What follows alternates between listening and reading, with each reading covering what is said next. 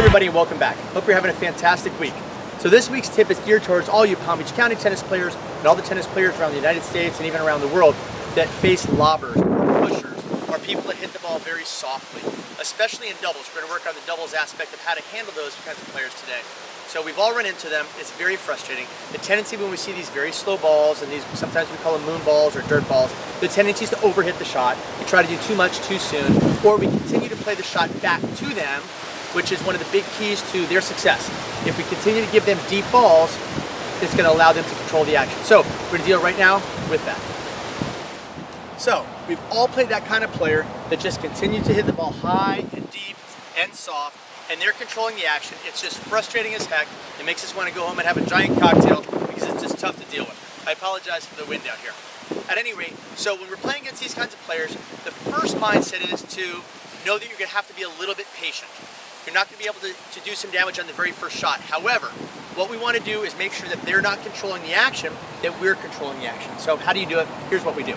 Generally speaking, players that are lobbing or hitting the ball high and deep are usually doing it from back in the court. Okay, they're back towards the baseline. They're controlling the action by lifting the ball up high, making it a nightmare for you. You have to take the ball out of the air with overheads or volleys, or even going back and letting the ball drop and getting back into this long rally with them. Again, not what you want to do.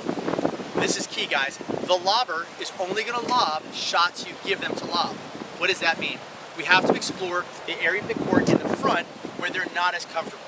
Lobbers love the baseline, and I cannot emphasize that as much. I can't emphasize that too much, guys. Lobbers love the baseline. If you're playing lobbers and you're frustrated by playing them and they're controlling the action, guess what? You're hitting the ball high and deep back there where they can control the action. That's the problem. What we need to do is work on slicing the ball or shorting them, getting them to come forward in the court, get them lunging, get them reaching down so that they have to hit the ball up, but usually short, and then you get a chance to put the ball away.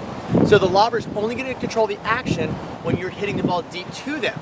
If you're hitting the ball short or soft, or getting the ball off the court and creating an opening and creating some movement, now you're controlling the action.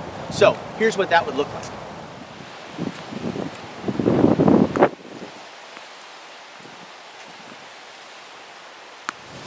So I hope you enjoyed today's tip, you guys. So just remember, when you're playing the lobbers, when you're playing the people that hit the ball high and deep and they're controlling the action, you must not give them balls that they can lob you with. You must bring them short in the court. You must get them off the court, bring them forward, put a little slice on the ball. Slice helps keep the bounce low, which is really important when you're trying to do this to somebody. You want to slice the ball short, get them off the court, get them reaching up, and then you get a chance to move in and hit the ball into the opening. So let me know how it works. We've all played this kind of player. So when you get out there, don't give them the high deep ball. Give them the short little angle slice. Get them out of that comfort zone where they're comfortable lobbing. And let me know how it works, guys. It's going to work, I promise you. But let me know.